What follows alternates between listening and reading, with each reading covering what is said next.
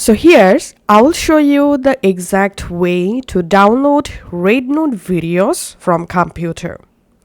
If you want to learn how to use RedNote on your computer, you can watch this video on my YouTube channel. Okay, after signing to your RedNote account, go ahead and just find out the video that you want to download. Here you will find this copy link icon. Just click on this copy link icon to copy the video link.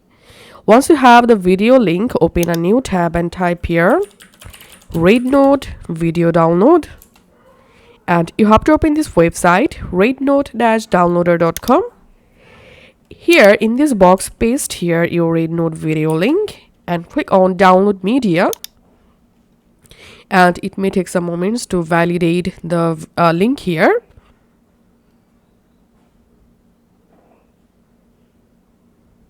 Here click on download media, and here you can see the video preview. Click on download, and here we can see the video is downloading now.